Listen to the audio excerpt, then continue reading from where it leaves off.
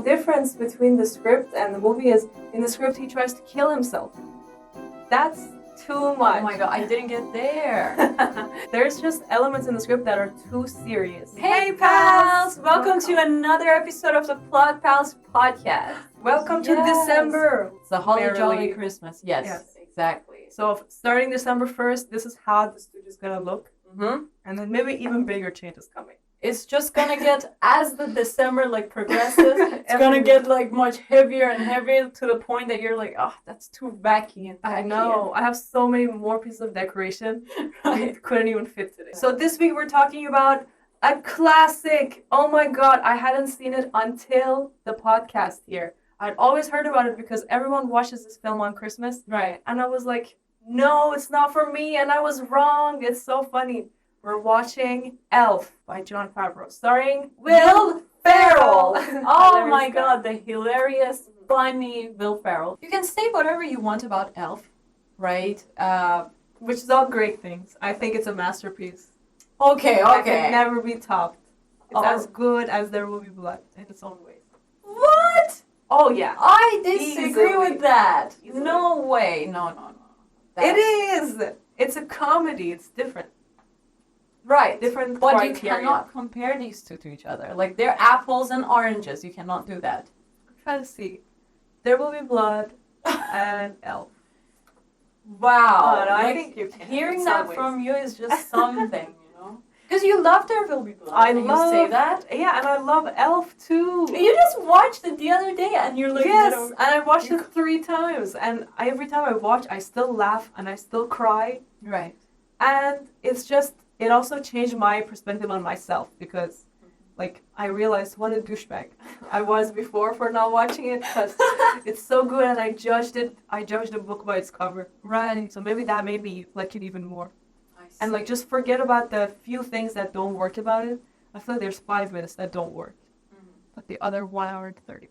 Okay. As good as There Will Be Blood. Wow. That's some claim, you know. That's okay, I guess so. For you, if that works. But Okay. it's good to hear. Anyway, so I guess you could say whatever you want. Again, I'm gonna go back to that. Whatever you want about Elf. But you have to agree that this movie could have gone wrong in so many ways. Exactly. And somehow it worked perfectly, you know? It's not tacky. It's not something that you're like, oh my god, what's that joke? What is that kind of act? Exactly. That's so fake. That doesn't make sense. If something, anything would have been a little bit different, it would not have worked. Yes. It's like a perfect, as Will Ferrell said also, it's like stars aligned and everything aligned for this movie to come out this good. So apparently the script was just lying around somewhere, eating dust, and then they tried to, they decided to make that. Jon Favreau was really kind of excited about this script and wanted to make it. And they had a really low budget, you know, and they made it mostly in Canada, in Vancouver. Right. They made it in studio. And then the shots that are outside, they're not actually so much. And they're only shot in New York, but around a limited amount of time. They didn't spend a lot of time in New York. Mostly it was in Canada that they filmed it. But how smart they filmed it that it feels like a New York I movie, know, doesn't right? it? It's every moment, you see the streets. They always are smart to cut back to the streets. Exactly. That they only shot for 10 or 14 days or something Right. in the streets. But it feels like the ultimate New York movie and such an advertisement for the city as well. They really wanted to make a movie that makes people love the city again and kind of see the best parts of the city, just like the Empire State Building or that Lincoln Tunnel. Is that what they call it? And yeah, so, and you know, the spirit that New York has, the rush, people that are just going around they have this thing on their mind, this goal, and they're just going for it without looking around or anything.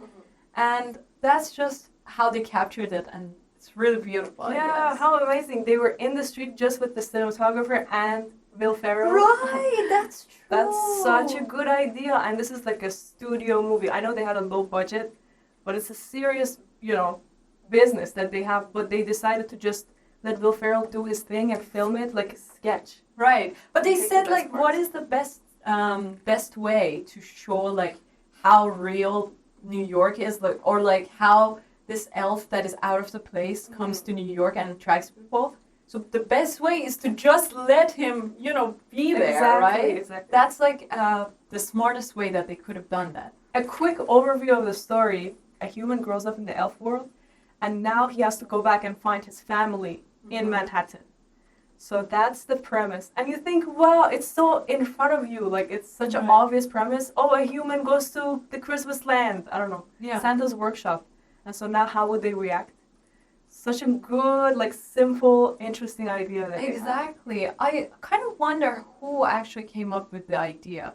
Did the screenwriter come up with the idea? Yeah, Or well- was it like a book at first or something, like a children's book? I don't think it was. Well, let me know if I'm wrong. But the screenwriter, who also wrote the script that is so different than the film. Yes! Did you know? I read this script. Oh, Like the nice. original script, and it's totally different, and it's much better, by the way. Really. Yeah. I think it's. I No? think the movie's much better. But that's Really? interesting. We could talk about it. Because like it kind of made more sense a little bit. So there's like parents, two like I don't know, elves that kind of like adopt this kid, and that makes much more sense. And the fact that during when like this kid is just going towards the Santa's bag or something, there are like two nurses that take care of him, and then there are more children around. So I felt like in that scene in the movie, it was a little bit too artificial. Interesting. Like there should have been more than one nurse, and it should have been like from the moment that they adopt the kid, or like the mother left the kid, so now they took the kid in. So I felt like it should have been like that, because in the script, it was like somebody just left this baby in front of this orphanage probably, and the nurses just took him in, Right. and they were just talking about it. Oh, young mother. And she's Oh, like, interesting. yeah. You like that? Yeah. Well, okay, I'll say. So we're talking about the first scene, the difference between the script and the movie. Right. So the things that you like are exactly the things that I don't like. How What? so? So you're saying it's good that there was an elf mom and elf dad that Buddy was adopted by? Right. But it just makes me think this movie is about son and father relationships. So kind of what would have been, Cindy felt like a fake, like, oh, just a mom. Who Right. cares, like, if she's there? You know? That's what I'm thinking. Yeah. Because you're like, okay, if it's, you want to see the father and son later in real life, then Yeah. you want to see how the father and son elf would be. And so the mom felt like an extra character just in the script that wasn't adding that much. Right. So, and I did watch the movie first, but then when I went back to the script, I was like, oh, good choice. And then with the nurse at the same time, like, I always think if there's a character that you don't need, you should just get rid of them, right? So if like one nurse could do the job, Right. what would be the point of having two nurses? And then they do exposition. Like, imagine they're saying, oh, it was a young mom. Yeah. Wow. And did she die? Like, did she meet this guy named Walter? You know, like, if they're just saying what's happening in the story, I know. immediately that makes it not as good. That's right. Whereas, like, you can tell if there's a baby in an orphanage, yeah. like, you can tell, yeah, there was a young mom probably. Don't you Okay. think? Yeah, that makes more sense right now. That's right. And, oh, I will say, But still, like, okay, if we wanted to make it a movie, sure, we have to get rid of all these details. But I guess I'm kind of like thinking of it as like a story perspective. So from like a story perspective, or like if it was a book or something, I probably wanted to have these characters in it. I wanted to have like a elf mom and elf dad. Even though you say it's a father relationship, I get that. But like, I guess like I want as much detail as possible. But then for a movie, you have to be compact and you have to be really fast. And as you say, just get rid of anything that is not necessary and doesn't add anything to the plot. So Right. I guess it worked for the movie. I love the choices that they made for the movie. But writing-wise or like story-wise, I love it. That's what happened. Like that. To me, the script really felt like Hollywood. It is a Hollywood script because Buddy comes to New York and then the man starts to use Buddy, like the dad starts to use Buddy as a writing person. Oh, that's right. right? So there is no more like Jane the Finch guy. And so Buddy is the person being used, and he doesn't realize it. He's like, oh, my dad, I'll do anything for you. I'll write this for you. And then so the dad is like this evil guy. Yeah. And then there's another evil guy who's the dad's boss. And he is trying to rip Buddy off and the dad. So there's like all this toxicity in it that feels so Hollywood. It's like, oh, here's a villain, here's a good guy. And then at the end, they get into this police fight with guns in the script. Wow. Wow, like, that would be so unnecessary for a Christmas movie, or for any movie, really. But it has, like, that Hollywoodness to it, which is keep raising the stakes until it's absolutely the highest point that they could die in this slave fight. That would have been so much more interesting, though. No? Don't you think, like, that would have been, like... Because right now in the movie, it was, like, I didn't even get why dad suddenly changed, That's fair. Suddenly, dad is like, okay, screw the job that I worked my ass off for, and screw everything, and I'm gonna be a good dad to my son that I didn't love 2 minutes ago. Like, how did that change come about? Like, you didn't even get to see that. So I didn't like that, So if there was, like, this evilness to him, not evilness, that is not good, but if, like, he was actually interacting much more with with Buddy, and then suddenly by interacting with him a lot, came to love him, and we could see that on the screen, that would have been something, I would have been like, okay, yes, he did change. Something happened, and gradually he changed to like Buddy. But now, it's like a complete switch, just like that, a few minutes after, or like a few hours. No, you're right, because he says, get out of my life, I never want to see you again. And then suddenly, somehow, he's like... Yeah, and then he's having his most stressful meeting of his life, where he might get fired. Yeah.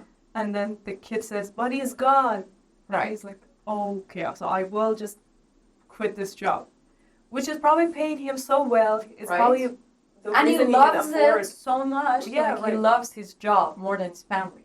If that's your priority, you're not going to just get over it in a few seconds.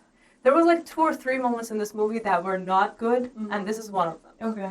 Which is just too quick of a change for the dad. Right. And like, yeah, some romantic elements. But other than that, there was so much that was perfect about it. Would you agree with me? Yes, of course. Okay. Yeah. It's a classic. Even when they were making it, the director, he said that what we had in mind was, when we were making the film, we wanted it to be like a classic Christmas movie, something that felt like you watched it every year on Christmas. And even he said that when we were making it, it felt like we had, like, I don't know, this movie was out all this, like, Christmases, and we watched it like all these Christmases. So it kind of, that element was in it for sure. Like, even when I was watching it for the first time, I was like, oh my god, it feels like I've watched this movie before. Like, where have I watched it? But I hadn't. So that was a good quality it had. It was timeless and classic. And what else? And like, a difference between the script and the movie is, in the script he tries to kill himself. That's too much. Oh my god, I didn't get there. Like, there's just elements in the script that are too serious. And also, in the script, the elves represent Jewish people. Which is like, how so? Why? Like, all the elves have names that are Jewish, for example. And then there's like another scene with some other Jewish people. But like, that's just like, it's a funny thing. Themes all over the place. Like, what does that got to do with anything about the story, right? Being Jewish? Yeah. I know, exactly. Like, all these things that are around. Like, why would he... Like, I don't commit suicide. In a kid's movie? I know. What was the writer thinking? Like, the script had a lot of the same ideas, of course, that there's an elf, that, like, later he writes the book, there's a character named Jovi, there's a that. Like, the screenwriter had all of these ideas that make the movie, but pretty much every single story choice was changed. Okay. Now, I don't know if David Barenbaum is his name. I don't know if he was the one who was doing the rewrites, or if, like, that was his script, and then they changed it for the movie. Right. But there's, like, very little, maybe a few pages that are the same from the script to the movie. That's so... Like, all the choices are changed, but for good reason. Like, imagine the movie starts with this guy sitting there, and he's like, "Oh, you're probably here about this story," and so he frames it as a "I will tell you this story." Yeah, right. That element is not in the script. No. It actually starts, I guess, with Santa announcing that we had a great Christmas, or we're gonna have a really good Christmas. Like, oh no, Santa's coming back from the orphanage, I guess, like after giving the gift, and he's in this elf's workshop, and he's like, "We had a great year, thank you everyone," and everything. And then we see like the baby buddy coming out. Right, which that scene is in the movie. Yeah, but but it's it's a not bit the later. first. Exactly. Yeah, and also the whole kind of like essence of it is different. Because in the script it was so much like an office party. Oh my god, it's like sexy. You know, the script was almost trying to hint that adults will enjoy this movie as well as kids. Honestly. Whereas like the film was just genuinely for good. You know, whatever. It's just innocent and good, and whoever wants can enjoy it. You know, yeah, you're right. I guess the script was mostly for adults, even though it was not mature. So even if they wanted to make it for adults, they should have like changed it still, right? It's just not a mature script, I feel like, in itself. It's about a kid, so right, that makes sense. Like, Yeah. even though he is an adult in an adult's body, but His this is a kid, mindset, exactly. and yeah, exactly. That's right. But if it's like it has these like really violent points and stuff, it would have been definitely for an adult audience, Right. which would have been still good. Like right now, it feels like too much of a kids movie that maybe you're not gonna watch it like as much or like pay attention to that as much. But it has the potential to be like much bigger and like have those points. Of course, they're like Hollywood, as you call it, or whatever.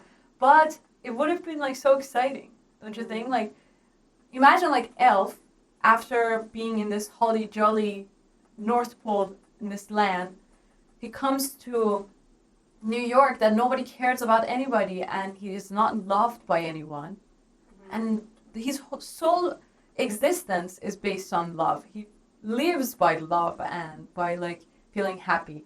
And when he sees these things and like, he gets neglected, of course there would be like a point that he would get so depressed to a That's fair. point of like severity that he is gonna do that.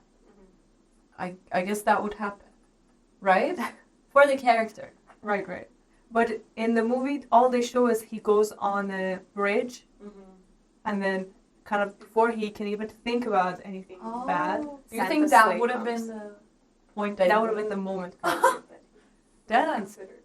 Oh my god. That's a bit dark. Oh, you're right. Maybe a tiny bit more darkness would have been good. But the reason it works for me is that the beginning is so good. Like the first 20, 30 minutes, you can't stop watching. Yeah. And the last 20, 30 minutes made me cry. So that's like as I said every time, Yeah. crying You is love the ultimate test. making others cry. That's With your films.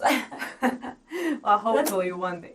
But you know which part made me cry is when the dad is kind of like miming the words and not singing. And then his son says, "Why aren't you singing?" He says, "Why is it a big deal? I'll do what I want." But then he does sing it, and as soon as he starts saying the words, then the sleigh comes. And that means, wow, this one man changing is what kind of saves Christmas ultimately. That's really. And it's like, that's what the whole movie was about. It was about this guy who was on the naughty list.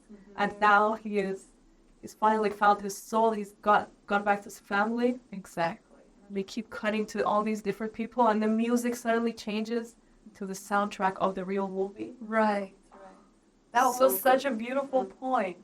It kind of also like it kind of mentions the fact that it depends on each one of us, you know. It's not just like we can say that, okay, there are so many other people, they can help others.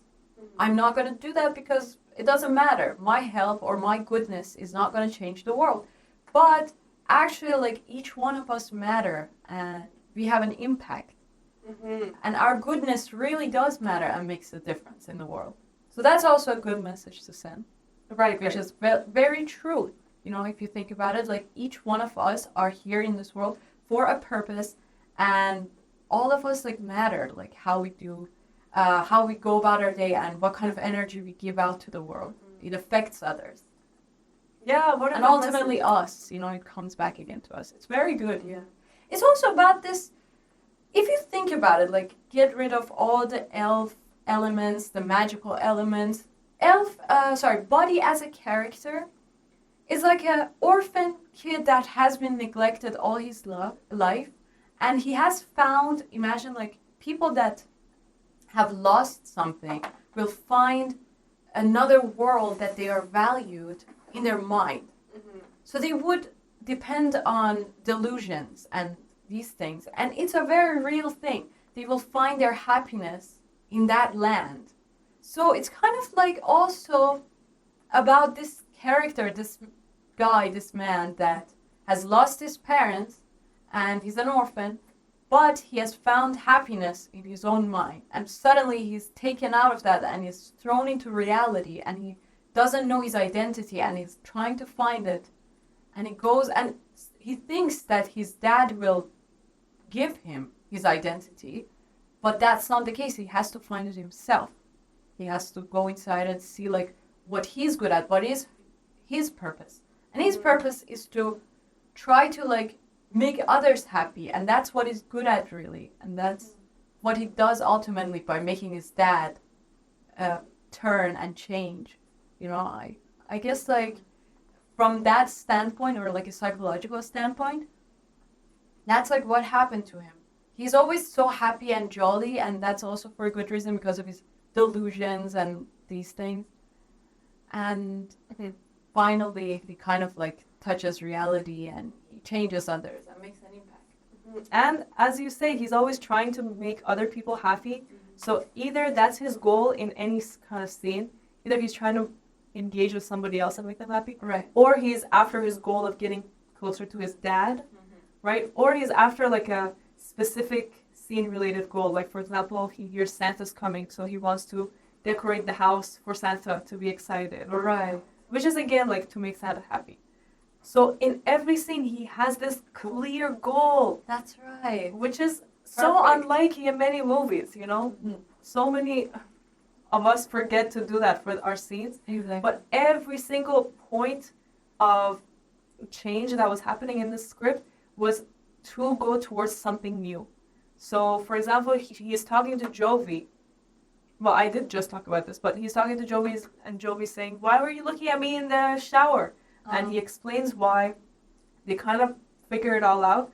And then he sees Santa going around to the back of the store, and he's like, "Oh, I'll go get Santa." Like, it's not like he just gets distracted and walks away. Right. He goes towards his next goal. And then as soon as that happens, he fights the fake Santa. He says, "You're a fraud. How can you live with yourself?" Then he's thrown into jail. And then he calls his dad. Again, another goal. Get to his dad. And then, like, he's sleeping in the window shop at some point. This is a little before. Oh, yeah. And he sees his dad. Dad. And then next thing he has a gift in his hand because, like, he went and got a gift to go connect with his dad again. So all the time he has these real goals. And then that just makes you really, like, connect with this character and want to follow along, even though it's ridiculous. Like, he's wearing this suit. And these tight pants. Tights, yellow tights. Yeah, what the hell? And the story itself kicks in at 2 minutes exactly. Mm-hmm. So with 2 minutes, you know what the story is about. It's this elf in the Santa world, and there he gets adopted. But, like, eventually he has to go back. Right. And that is the dad telling the story after 30 years. So you find out all these details, and you're excited to know, okay, what is going to happen once he goes to the real world. Like, it's so fast. Imagine the whole thing with, oh, your dad is on the naughty list. Like, all of that is in the first 2 minutes, 2 minutes and 30 seconds. It's just such a quick movie. That's interesting. You think it's fast. I actually thought the first part before the inciting incident was too dragged along. Like, it was too long. Which one is the inciting incident? Inciting incident is when he finds out he's a human. What? That's the first 2 minutes. That's crazy. But it was too long for me. Like, I was like bored, you know? Give me something here. Like, I want to see this character go into that world. Like, I don't want to But Interesting. I don't know why. Well, didn't you find the narration funny? Like, for example, when the guy starts saying, Yeah. there's 3 jobs an elf could have. Building cookies in a tree or something. As you can imagine, it's dangerous having an oven in an oak tree during the dry season. I guess I just didn't like the studio a little bit. That's fair. You know why? Because they kind of tried to replicate an animation that was a kind of popular at that time. Exactly. And I kind of like don't like those kind of animation myself. Like personally, I don't like them. And I don't know. They tried to make that and replicate that, and you know the snowman and those like penguins and stuff that are Oh, outside, you didn't like those? Not at all. Wow. The worst thing ever. Like Oh, that's it's just so bad. and Okay, the so that's fair. snowflakes. Like, you don't like that style, which is like Sure. fake looking. It's just like a gift box. Like, it's not real animation. It's not meant to take you into the story. Right. You don't like that. No, I don't like that.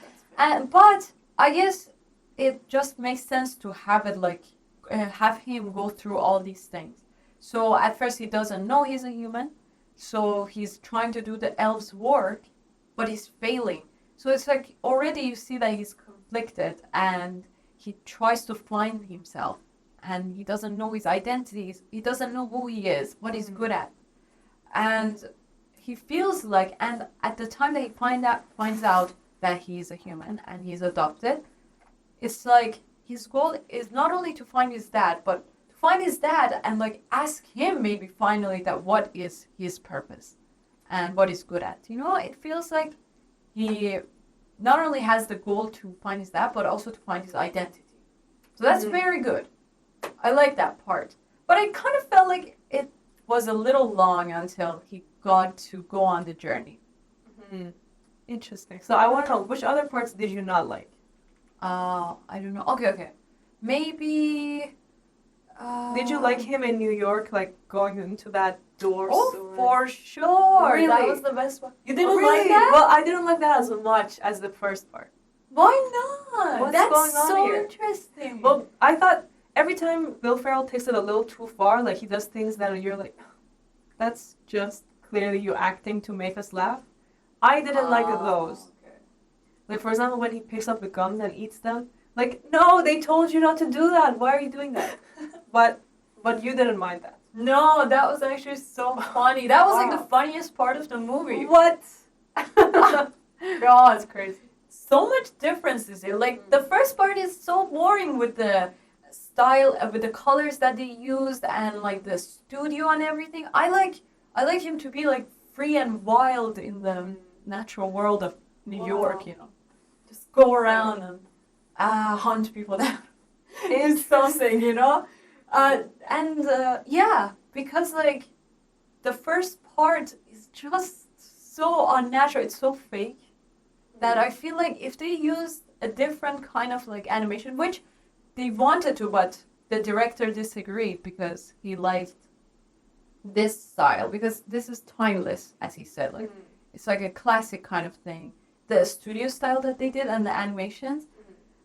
That's why they chose it, because if they chose like a CGI or something else, or like another kind of animation that was like 3D, they would have lost that classic or timelessness of the movie. Probably, like, for example, if you watch it right now, it would have been outdated. Whereas now, this kind of animation still works for us. Exactly. It still works. Well, not for you, but for most people. That's right. No, it's fair. I mean, you like what you like. That's fair. I Did know, you- yeah, but I guess like it is like classic. I don't mind that. I just don't like the style of it. But if it was like a 3D animation, I probably wouldn't liked it like much more. Right. I would have liked it if it was like a real world kind of situation, like exactly in North Pole probably. Okay. Not there, but a little bit natural. You know, the sky would have been natural. Exactly. Like, these are the exact same reasons that I didn't watch this movie until now. Because you see in the trailers and you're like, no, I'm not going to watch a kids movie. You know, I'm above this. Yeah. I'm a film student. I'm an adult. No, I'm an adult, exactly. And so I was just like, oh, no, Will Ferrell, no. But then when I did watch it, I actually realized literally it's a masterpiece. Like Yeah. with the how the script is written, and the animation really worked for me because it's like, as you say, it's so timeless. Like you can't say it's bad because it's supposed to look like that. Right. That's just the style. Like for example, this thingy comes out like it's a whale. I don't know. Yeah. Something comes out and it looks scary. Like even though it is fake, like of course it's plastic or whatever. But in the world of the movie, you're like, oh no, what's the next thing that's gonna happen? Yeah. It comes out. He's like, bye, buddy. Oh, Hope did you find know your actually the parents." director was the voice actor of Yeah, that? that's Yeah. right. And you know the director was also the doctor. Right. That did you like that scene? Oh, yeah, sure. It was interesting. That was a good scene, but Go ahead. oh no, you go ahead. Are you gonna talk about this scene or another scene? No. not Okay, this okay. scene. So I'll talk about this scene before. Okay. This scene I didn't like as much because he's so over the top again. Buddy, his acting is like he's eating the cottons. What the fuck, you know? I guess that goes with the character. It's like a kid, right? His mind is still like, as they are like, he's a kid. He has a kid's mind. I feel Right, like. but would a kid eat cotton? They wouldn't, but you know, our neighbor's kid, they're like too active and they have this I don't know what the psychological term is. ADHD or something like that, and they like would do anything, you know, and it's just they would like run around, they would blurt out anything that they want, and they would talk about anything, and they would eat anything that they get their hands on. Okay. So That's I guess, but still like an adult, even an elf adult wouldn't do that. So why would he? It was a little over the top. It felt like he was trying to make the other actors laugh. So James Caan is in there, and also the director is in that scene. Yeah. So I feel gotta like he was impress. putting all his efforts in, and you could kind of notice the last moment where the doctor gets mad, like, and you could see the director like almost smile. And you could see Will Ferrell's eyes like, I almost got you, you know, like he has a little smile. Yeah. I love that they kept that in the movie because it feels like an SNL sketch. Wow. But did you know that actually they don't have a good relationship right now? They kind of Why? despise each other, I guess. I heard that somewhere and I was shocked. Like they don't want to work with each other ever again. What? And that's why they didn't make Elf 2 as well. Do you know why? Did What? they say why? No, I don't know. Wow. Probably like they couldn't get along working with each other. But that's so weird because you feel like those comedians or people that are like doing actors that are really good at comedy, they would be the same in real life. Or like that's how easy they take life. But that's not the case. That's just not realistic. And you can't just expect that. But still, why do these like people have always like problem with the directors or something? Yeah, I did not know about that at all. I have to research it. Either. Like, what could be the reason? They probably had some disagreements with the character, definitely, how it was going to be portrayed. Yeah, but I mean, they got through shooting and they were okay after the shoot. So Yeah? something must have happened a little after that. Maybe. I don't know. We'll find out. But still, we have to like find out like why. Why would that happen? But at the same time, like he was so smart to get Will Ferrell, because Will Ferrell's just coming off of SNL, the hottest, funny actor. Right. I feel like I don't know. And you know, he risked his whole career going Right, on Elf. such a Risky problematic. move. Exactly. It's so risky. Wearing that and also being so over the top with your performance, like that could just go wrong so easily. Oh yes. And then the other actor they had was James Caan. He was in The Godfather. It was Wow. in Misery. Like he is a great actor. Serious. Exactly. And so they managed to hire these two. For this comedy kids Yes. movie. How did they like do that? You know, when I was watching this little documentary of the movie, it was like 8 minutes and it's on YouTube too. So it was so cool to see like the director openly shares what goes into making a movie, and it's just so great. But in that documentary that I was watching of the director, he also just goes to show like everything that they put into. So from like convincing everyone, he says that you have to have this mindset of like seducing everyone somehow into believing your idea, and kind of like really exactly understand what you want and not to have different, so for different people to not have different interpretations of the story or characters. Everyone has to have the same kind of like idea of the story. And that was how the movie really was, right? Like, it felt like everyone fit perfectly in the world of the story, and nobody was out of place, and nobody had like different ideas about how it should look like. And also, he said that you gotta like, if you have this idea of the story, you gotta like transfer that to other people perfectly, like to financiers, to producers, to cinematographer, to everybody. Like, I don't know, the producer, actors, The lighting team, lighting, actors. everyone should completely understand what the director has in mind. So it was like really good, especially like as someone that is like aspiring to get into like these kind of businesses. I really recommend you watch this movie and like see how they made it. Like, they had a really low budget, even though it was like a few $1 million, but still like a low budget for this kind of heavy movie, Hollywood kind of movie that they were going after. So they did a fantastic job with this tight budget, tight time, and time frame that they had. They made it work out perfectly. So it goes to show creativity. First, you have to be really creative to get that script that, as you say, was good still, but change everything about it to make it like 1,000 times funnier. Right. And also more easier to connect with for audiences. So be really creative, and then be so good at convincing people to do things. Yeah. And then also, what else? Like, yeah, make sure everyone has the same vision. Then you can make a film with a small budget, could be a Christmas classic or any holiday. I don't know. Right. Anytime classic that people go back to year after year. Exactly. Jon Favreau did that. And Jon Favreau later made the Iron Man movies, which were so popular. Yeah. And he made a bunch of other movies too, but he was like, he's not a director, of course, he's an actor. Like, specifically, he was an actor. And Before he was an actor. Right. And then he came to be a director, and he says that even in the documentary, that it's really hard to be a director. And, it's like, it's different to be like the director's assistant, because he was before he was a director's assistant, and he was like, okay, I could definitely manage that. Yeah, because he wrote a script first. And so we know how hard it is to write a script. Right. But he wrote it, and he got producers to make it, and he was acting in it. So imagine how much work he's already done. He's written the script, he's acting in it.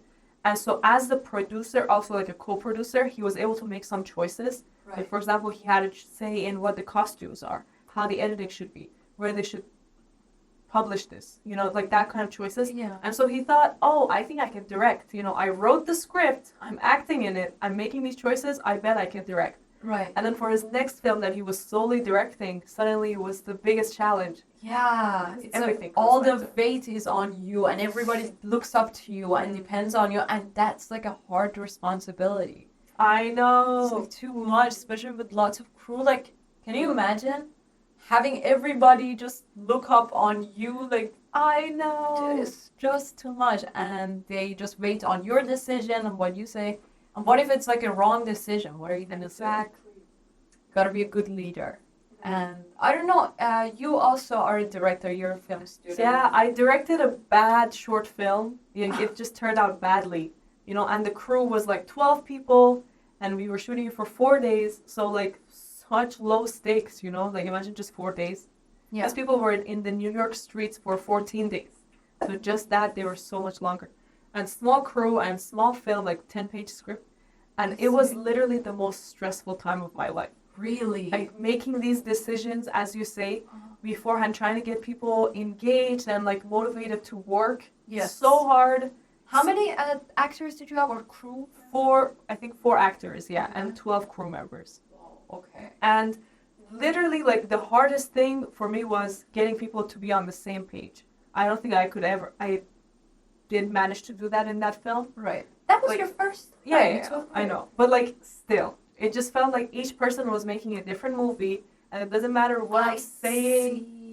Their efforts are going in the wrong places. It's so painful to see someone like kind of not give their all, and you know they could do better, Right. but like you're not giving them what they need so that they could then give you what you want. I see. And then I was producing that one as well, so I was directing and producing it.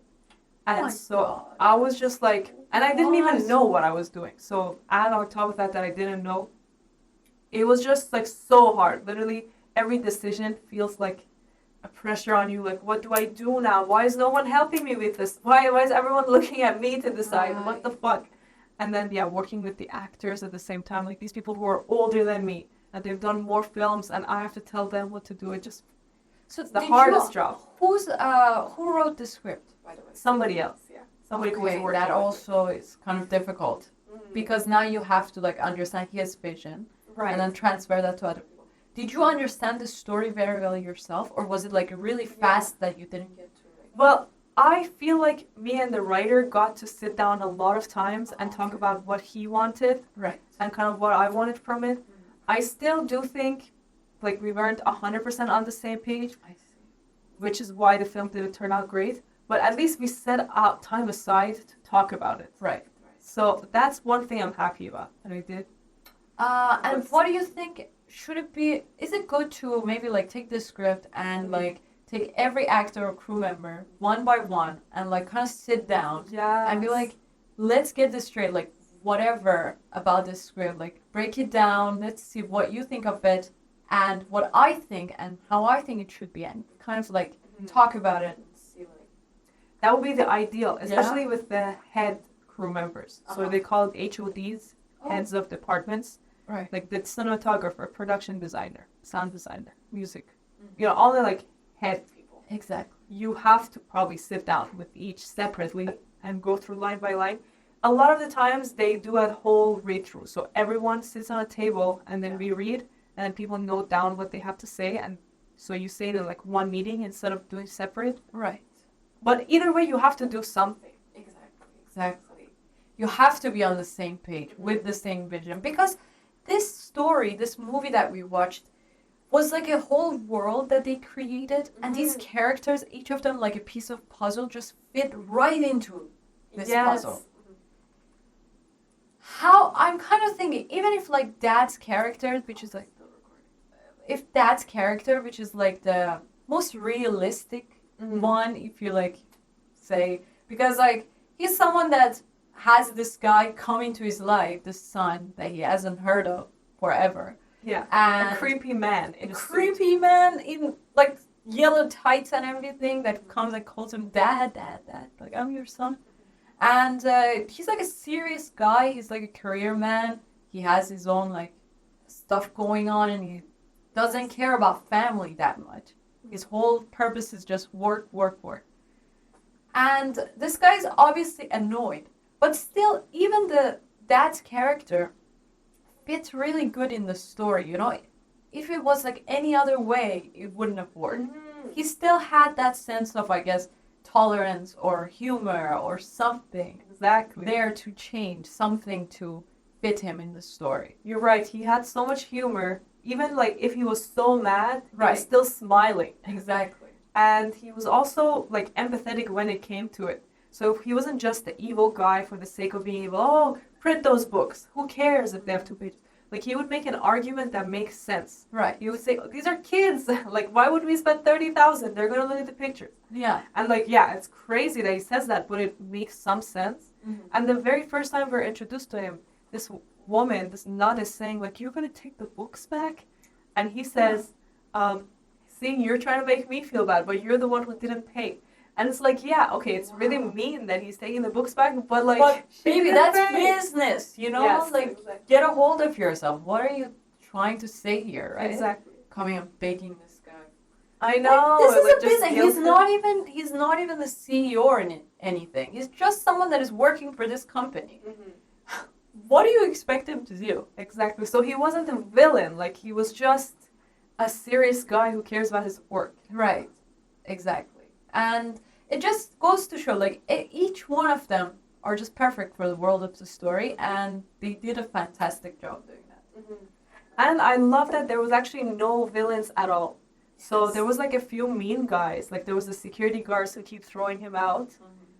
But even at the end, like they start those people singing. I love that. Yeah, it's like they're just doing their job. Everyone is doing their job. Even the other big villain was the horses, the park rangers at the Central Park. But they're also literally doing their job. Like, so you can't say anyone is a villain. Well, that's like actuality, like reality of the world. Nobody is the villain. Nobody is just completely evil. They have dimensions to them and their side of the story and that you have to hear and stuff. And you know, one thing about Buddy, is that he made everybody feel good about themselves. So there was these scenes that even this guy that he was working with in the mail room. So even he kind of feels like he's a little, like maybe closed off. He's a little mean. It's not mean to him, but like it feels like he has the mask on. He's not gonna interact with anyone, and even he gets this guy to feel really good about himself and feel hurt. So the guy is like, oh my god, I'm 26 and this stuff, I haven't done anything. I have to get into the flow. And then he's like, yeah, get into the flow. And then he's like, no, I have to get out of the flow. You know, that's my problem. I have to get out of the flow and I have to work and do that. And then Buddy is like, yeah, you have to get out of the flow. Right. You can do this. You're only 26. You know, you're so young. Yes, and he gives genuine example. Exactly. Yeah, and my dad is like, didn't change until it was like 420. That's like so funny. And they had this, and even without knowing it, Buddy just spreads this happiness to others. And he's like really empathetic, so he can like listen to everyone and understand them and make them feel really good about themselves.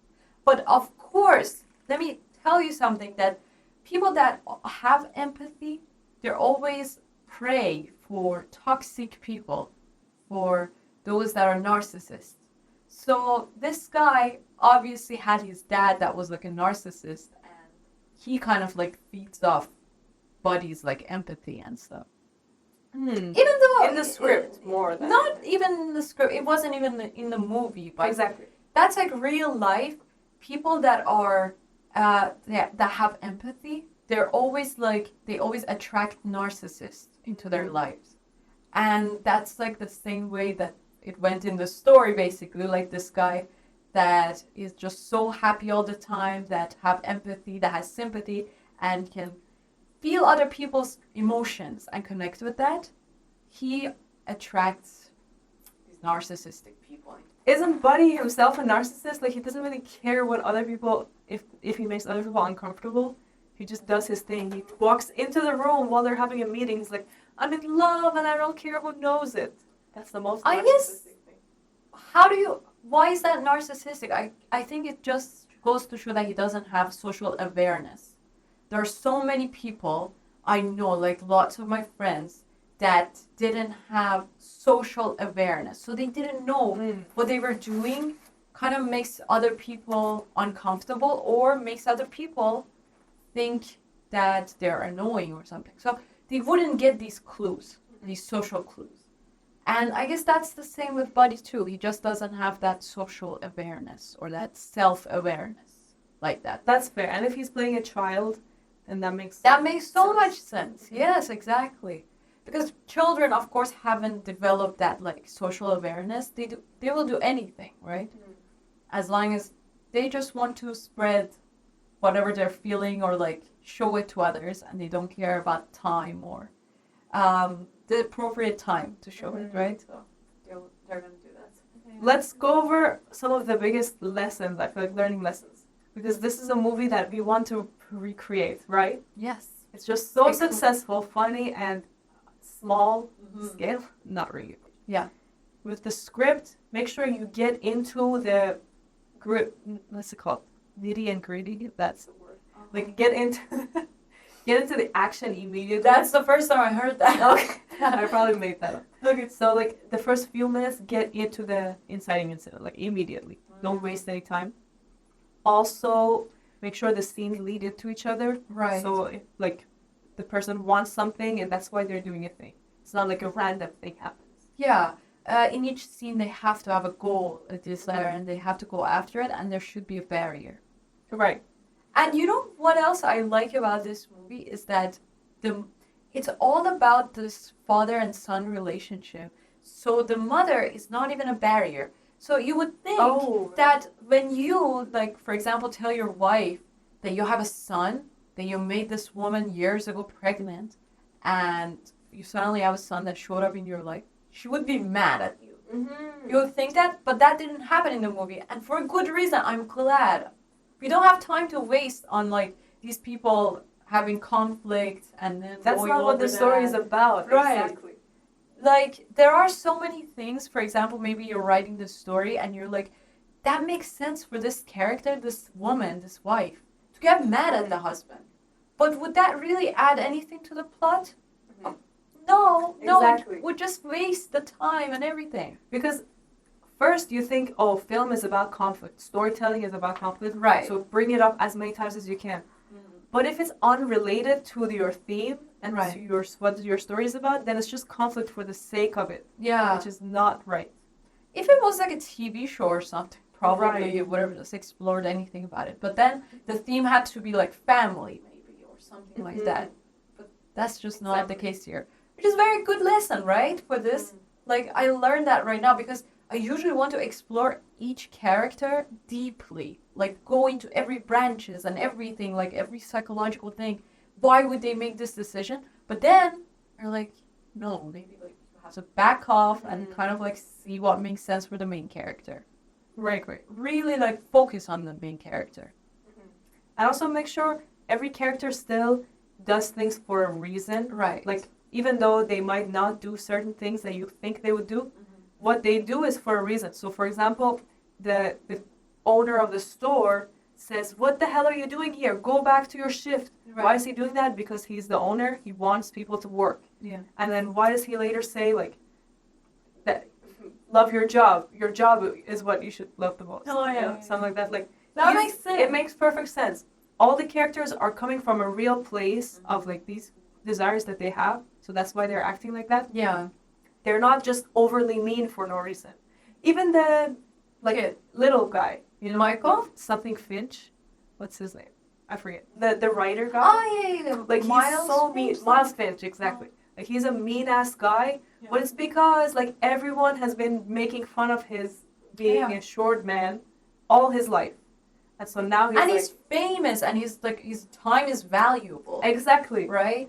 But they always mistreated him. So now he's decided to put on these rules. Like, if you ever disrespect me, like, I've learned karate. Like, I will chop you up. Yeah. Exactly.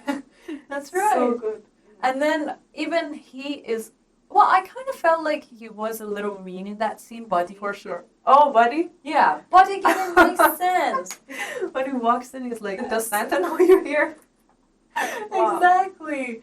Does Santa know that you left the workshop? You know, we're all laughing our heads off. And then he just keeps going and going. But again, you could say, like, I didn't like that scene a lot because he just keeps going, like, without stopping. Right. And first he walks into the room with no real reason. So right. you're already annoyed. And then he starts immediately saying, like, I didn't know you let elves in here. And at the same time, like, he's saying these things where, like, he's wondering, like, he thinks that's an elf. He's actually surprised. Right. So he's coming from some place of realness, at Exactly. least. You know, and he's like, oh, that's a mean elf. Like, that makes sense, too, because he's only met nice elves. Right. So one time there's a mean elf. He's gonna notice. And then he's No, like, that's an angry elf. that's an angry elf. He's probably from South Pole. That was so funny. Right, and then fucking He's from Miles, Australia. He always said, like, Miles is like, I get more action from in a week than you do your whole life, buddy. he immediately starts bragging. So he's Right. like, I have houses in Paris, London, and I don't know where and where. Like, you're like, he has these things ready apparently in his Oh, yeah. mind. Poor thing, like, always like, because he's been like maybe like humiliated by others, he just has these things. Like, he always wants to constantly prove himself. Exactly.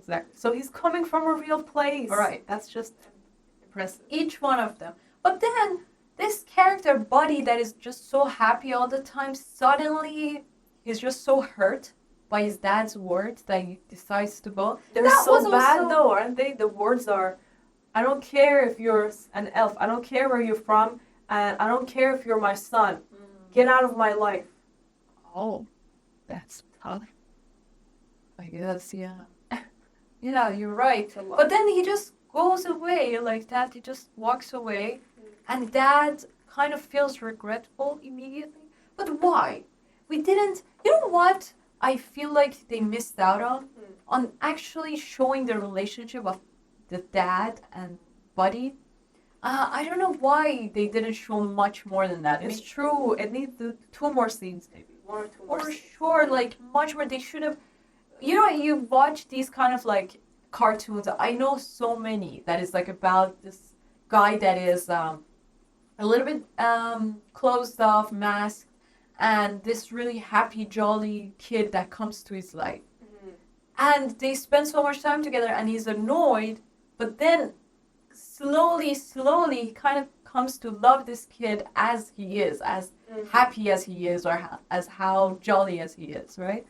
So they didn't get to see us those things. Maybe a few more scenes of the dad and this guy going maybe like ice skating as he wanted, or like going out for Christmas and stuff, and he's excited about.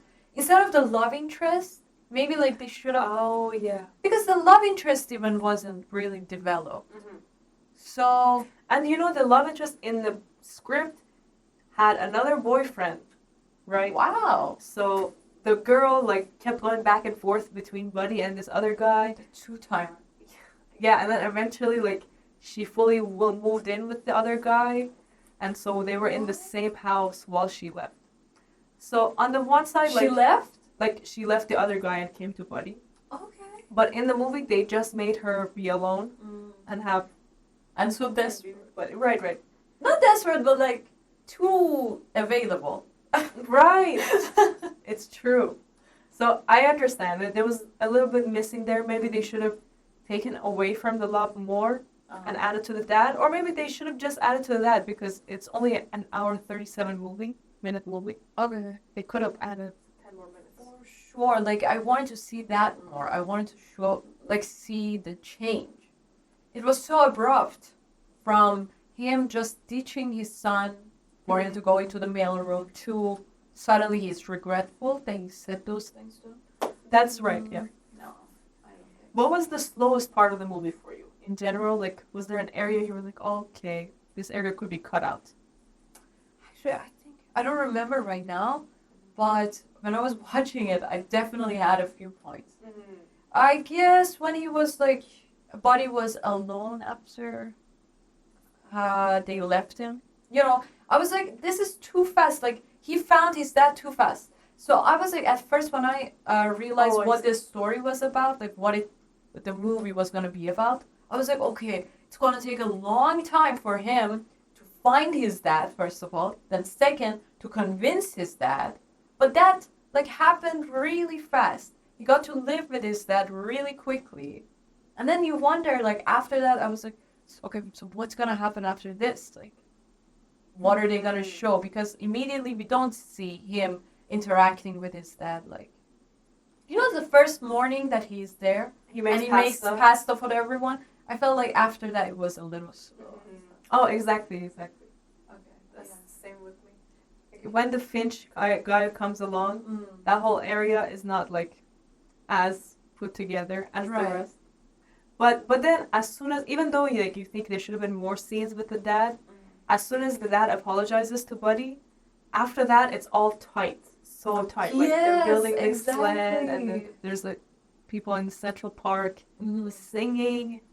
It's too fast. Yeah. It's very tight. Like a 20-minute, which is like exactly how it should be. Like all the movies are like that. Most of them, they have like the last 10 minutes is like. That's action, the climax, and what's gonna happen. And then we see that this guy, I don't know, you know, after the movie, this dad like took advantage again of Buddy's story and making this elf book. Right. Well, they both kind of took advantage of each other because he got to open a new business. He was fired, so Dad got to open a new business, and Buddy got to become a published author. Right. Telling his stories. How amazing. That's right. And get a home or like a family. Yes. Which makes sense. Like family is all about compromising or giving out to each other. So good again. But again, like the love story was too fast. It happened just so fast, and they got married and they had a kid. Right. But the last Beautiful. one That's was cute. just cute. It's Yeah. very cute. Yeah. I agree. Oh, it's just lovely. But yeah. And the That's like cinematography of it is so good. Okay. That scene, the first ones that I kind of didn't like. Well, actually, they use a lot of creativity in those scenes. Right. They use this new technique. Do you know which one I'm talking Yeah. about? The fourth Forced perspective. perspective. So it's like you kind of wonder how they made Elf this big and the Yeah, others I are this literally small. did wonder. Like while I was watching, I was like, Yeah? wow, how did you do this? Even though I knew about forced perspective before, You did? Okay. still I just was like, is the CGI, is the face fake? What? Yeah. But they shot it there in person. Everything happened really for real. I seriously thought that first time that I was watching that it's like they probably edited them like little and like that. But no, it was like live. That happened and they recorded that. So it's like there's so much 10 feet maybe away or something, and this guy is like a little bit closer to the camera, and that's why it feels like that. So smart. So genius. But how? That's like, it was so good. Like, It has to be exactly like precise where the camera is, so you see exactly how it is. Like if the camera moves just 10 centimeters over, then it's gonna look fake. Really? Right? It has to be exactly aligned. Like we could even do forced perspective on this show. Imagine if you sit over there and I sit here, but we both look forward. It will look like you're so much bigger than That's right. Maybe we should do it. Forced perspective. Wow. It's like amazing. a new technique that I learned recently, just yesterday, and it's mind-blowing. It's very cool. How come you look like an elf right now? Oh, I guess it's just thingy and the whole like Right. outfit that we're wearing. And all the scenes with the kid like Buddy growing up and he's on a bicycle or something. All those scenes, all the scenes that he's sitting on the dad's lap, everything is like forced perspective and it's like a kid's legs. Right. That's smart. I didn't know that. And then he's sitting and then the guy's face is only in it, like the upper body is in the shot. So he's a little bit further away and it looks so natural and good. And Great job. the whole time the director and cinematographer had to figure out like from which angle to film this movie. On the documentary it was like they had this thingy and they had and they had to like try different perspectives, everything like from above, there, everywhere, Right. each angle to see like what works best. Yes, and I did hear the first day they fell behind a lot. Really? Because they were trying to set up the first shot. The first day they were in studio. Oh god. And so they spent like 8 hours just setting up that shot, and then at the end of the day they had nothing that they'd shot, and they were like, fuck, we're screwed. But once they did figure out the first perspective, then they could just much quicker later. Was it like a common thing back then? No, I think The Lord of the Rings did it most famously, but I think that came out after this movie as well. Of course. Right? Yeah. I think 2005 or something. Okay. Yeah. So this was actually, like it wasn't a new thing. They were doing that even since the silent era, because they didn't have any CGI at that time. But it was still like it's creative. It's not every day that you do this. Exactly. So it was awesome. And like the way that they designed the studio was in a way that it worked out so well. So it could have been, I don't know, it just everything fit together really good. It wasn't just the camera angle or anything. The design that they used was perfect. Right. Like how they did that, how they set up the chairs and everything. when it was in Exactly. that scene. Yeah. All of that. Masterpiece. And then as soon as they go out of the elf world, the first shot we see of the human world is the orphanage, and it's beautiful. The sun's coming in through the rays. Like the woman's costume looks so good. There's a Christmas tree light. Oh yeah. It just feels like an expensive movie. Yeah. So they did these two things, which is make the film look really good. I mean, look like a serious Oscar film. And then the elf parts look really fantasy. Right. Exactly. And like a combination of these worked so well. Like there was another scene where Will Ferrell is dancing. Will Ferrell. is dancing in the mailroom. Right. Didn't that look like Fight Club? Like that scene? Yes! The lighting. Oh my and god! the colors. It was like a cult and everything. Yeah, right. The So- first rule of the Fight Club is that you don't talk about the Fight Club. Right. And so they made it look like these classic movies. At the Yeah. same time, it's so funny, and everyone's taking it really seriously. They're not acting like it is elves. Exactly. So all these elements together work. Very good. Yeah, you're right. I guess the only thing that I would have added was a little bit like more design, Christmas design or something in the elves workshop. Oh, in the elves workshop. Yeah. It's just that it was too white at times or like too empty. You know, we have more design right now, I guess. That's wasn't right. there. It was very white. White or like they had this colored like gray kind of thing that was all around on the walls and on the ground. So maybe they could have like been a little bit more, because I have this idea of the elves workshop Right. because of all these animations and things that I've watched. So it's just so many things happening, and it's like a factory kind of thing that I had in mind, that there's just so many stuff and it's fast paced. But it felt like it was a was more Saturday, cartoony. Sunday night, you know, it's just Right. very slow. Everything is so slow, and they take their time. Build things. They said the reason it's all white is because they wanted each character to pop out with their color. I see. But these things still distract from us. Like if it was all white, then it would just be us two. Oh yeah. Exactly. So maybe. And did why you not see like the focus? elves' outfits were actually orange and blue and green and everything? So you're right, it does pop out. Right. But it was so beautiful. I think you should just watch the movie. I guess everybody has watched the movie at this point, you know, unless you're I us, know. just too Yeah. judgy and. Yeah, I know. And I did tell my brother, like, come watch it with me. He said, Oh. I've seen it hundreds of times. No way, really? Yeah. Okay, I guess it was just us I know. delaying that. But the favorite line that we have. One what of is the it? good ones. Oh, yeah, that's so good. Okay, people, tomorrow morning, 10 a.m., Santa's coming to town. Santa! Santa, yes! Oh my god! I can't do Why that. are Do you you want smiling like that? And then you have to say, I love smiling. Smiling is my favorite. Make work your favorite. That's your favorite, okay? Okay. And he goes into the Jack in the Box room. And apparently for that scene, they actually scared Will Ferrell. So each time it popped, No he way. was getting scared. I was getting scared too, I know. you know, each time, because there was like a bang getting louder and louder. So I was just expecting any moment for that thing to pop I out. know.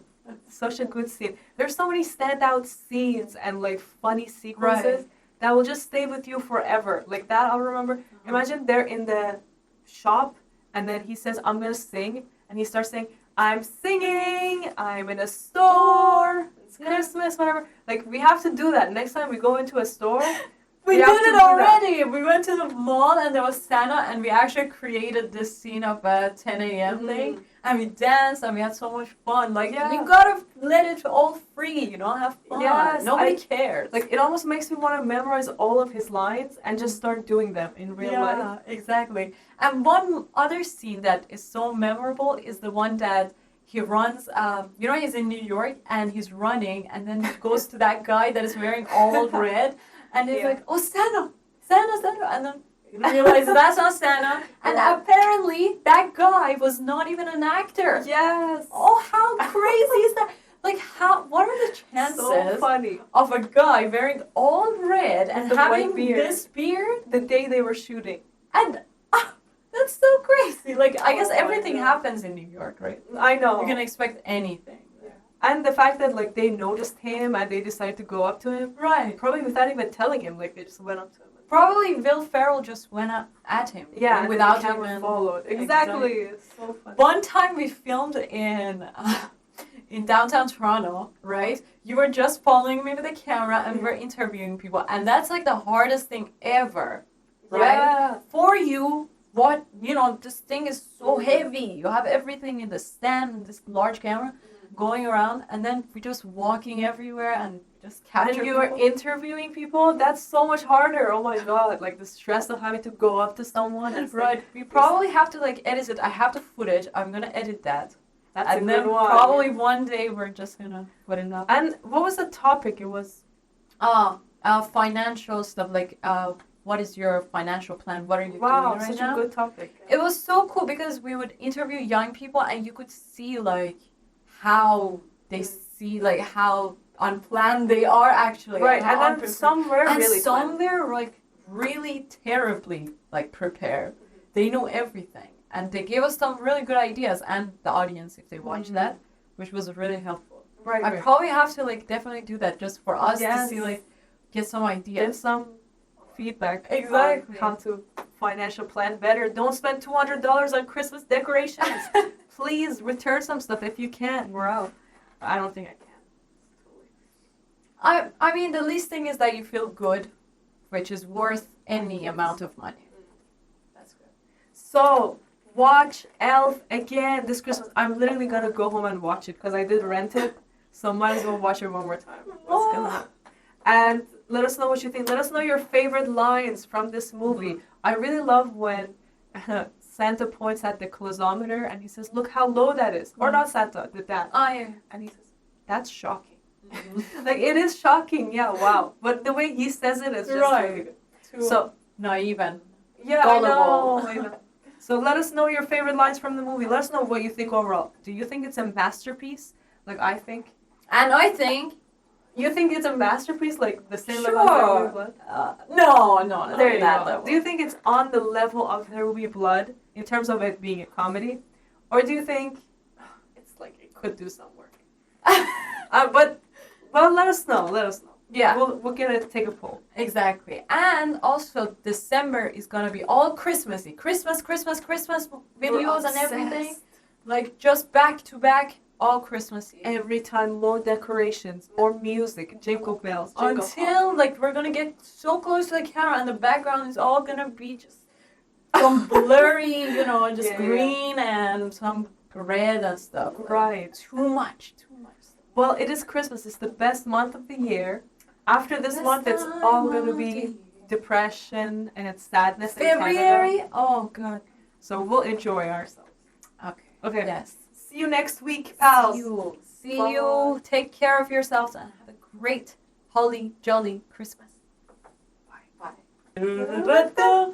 Everyone dancing merrily in the new old-fashioned way. Let's go over The tapes. It's the sentimental tapes feeling when you hear voices singing, let's be jolly, let down our lives of holly.